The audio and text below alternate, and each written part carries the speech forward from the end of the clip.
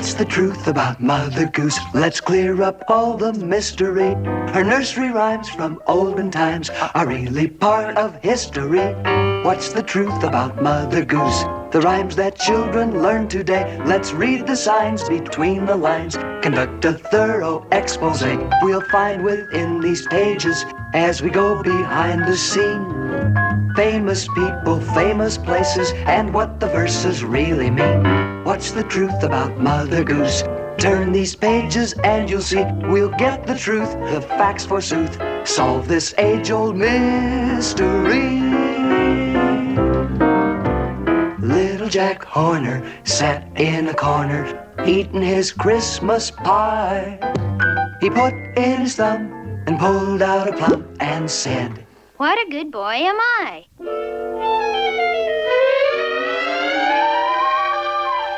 According to the facts, the history of this little rhyme goes back to 16th century London. Jack Horner was the servant of a city official on his way to deliver a Christmas present to King Henry VIII. In those days, it was a custom when bringing presents to the king to put them in a pie. And these presents, as Jack Horner knew, were usually something of great value.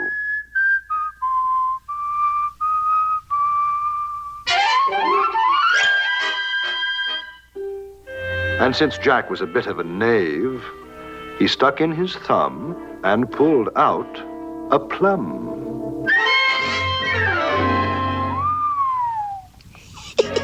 which happened to be the deed to a valuable estate.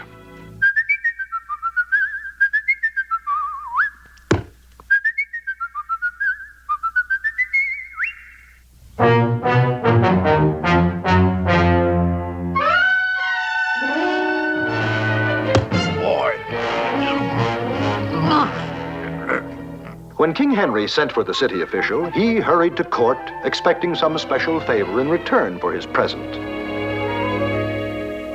And we can be sure that King Henry let him have it. And as for Jack Horner, he took up residence on his stolen estate, where he lived happily ever after.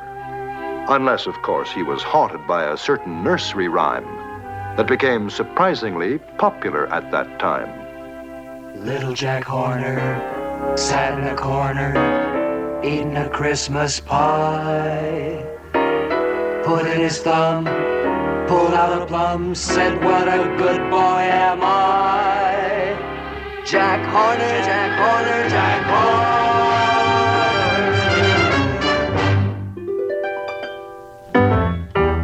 Mary, Mary, quite contrary, how does your garden grow?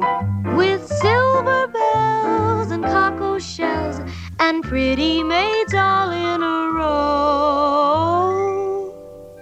The Mary in this old rhyme was Mary Stuart, Queen of Scotland, who came from France to take over the throne of Scotland, bringing with her the gay French ways, extravagant tastes, and a love of frivolity. Such conduct was frowned upon by the dour Scots, who believed in preserving the stern dignity of the court.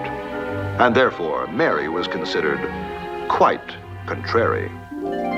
The silver bells refer to the elaborate decoration on her dresses, and her love of exotic foods, such as cockles, account for the cockle shells.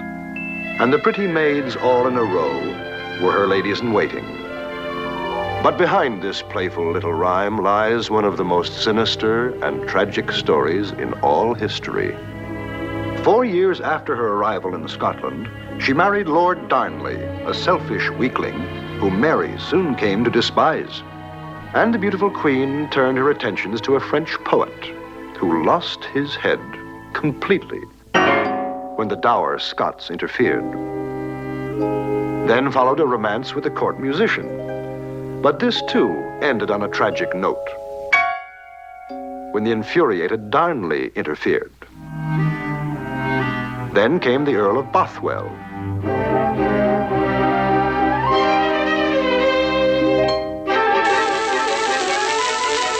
And the end of Lord Darnley.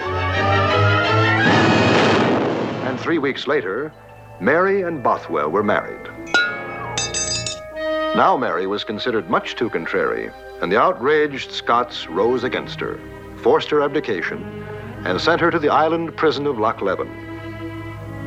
After a few months, Mary's irresistible charms so captivated the jailer's son that he risked his life to help her escape.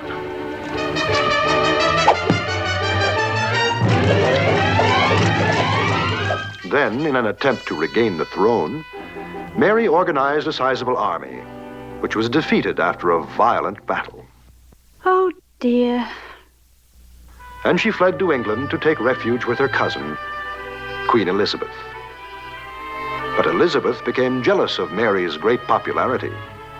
This dazzling beauty had become the darling of the court and a rival for the crown, and must be eliminated. Mary. Although Mary was warned of the danger, she was still contrary and went her merry way. This was her fatal mistake. And she was accused and condemned as a traitor to the government. But Mary refused to plead for mercy and remained quite contrary to the end. Mary, Mary, quite contrary, how does your garden grow? With silver bells and cockle shells and pretty maids all in a row.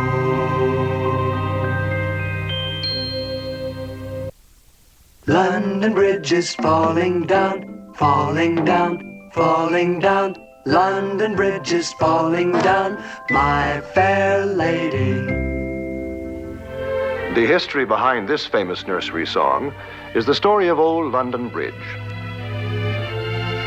A story which begins in 1176, when it was decided to build a permanent bridge of stone to unite North and South London.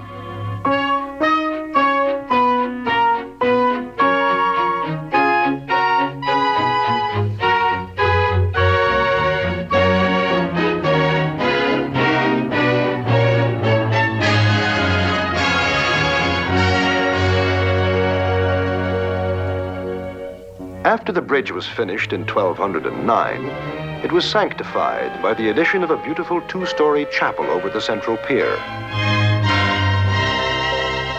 And rows of elaborately designed houses were added over the length of the bridge, transforming the plain Gothic structure into a thing of such picturesque beauty that it was acclaimed one of the wonders of the world.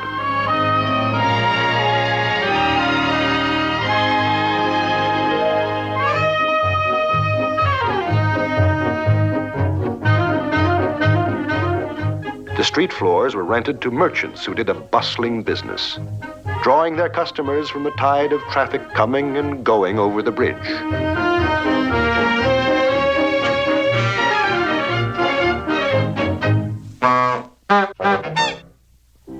The upper stories of the bridge houses were elaborately furnished apartments with projecting bay windows and rooftop balconies, where residents could enjoy the invigorating air off the river and contemplate the spectacular view.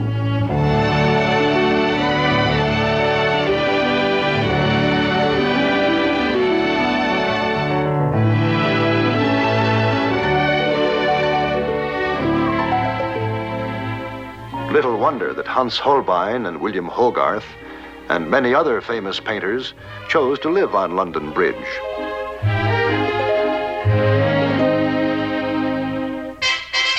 On one occasion, a tournament was held on the bridge, and spectators crowded every available space to watch two knights prove their courage in glorious combat.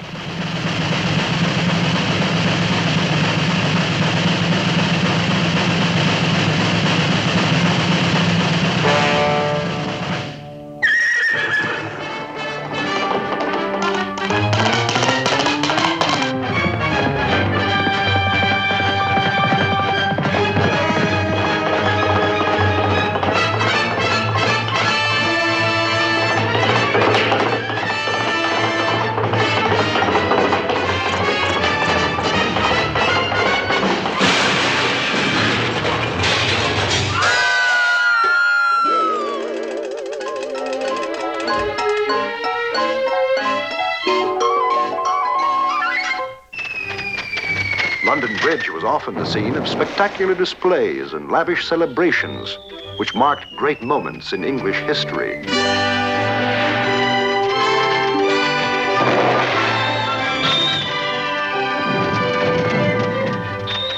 While living on London Bridge was both grand and glamorous, there were times when it was equally hazardous. Now and then, a cargo ship would break away from its moorings, and a bowsprit would come crashing through a window.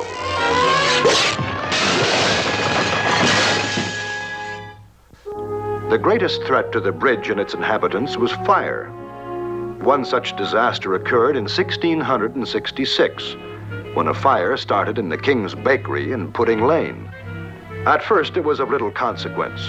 Then, suddenly, a strong east wind spread the fire beyond control, and it swept across the city and onto the bridge.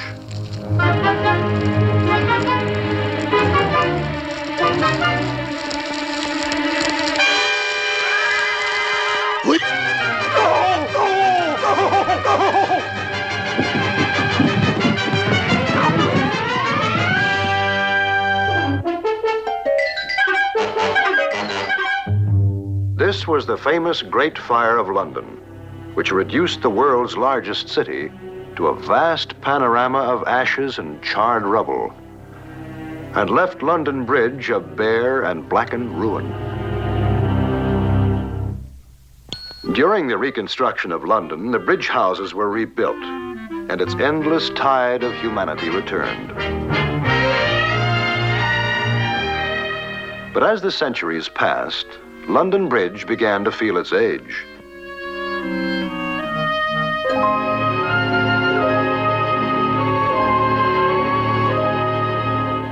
A lot of water had passed under the old bridge, undermining its foundations.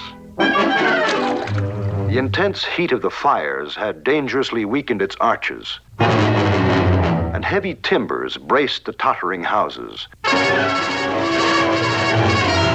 as violent tremors ran throughout the whole structure.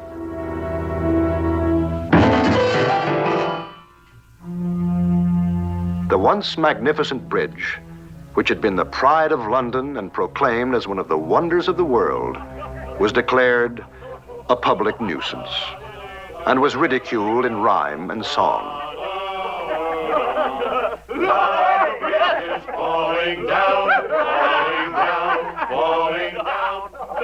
The bridge is falling down.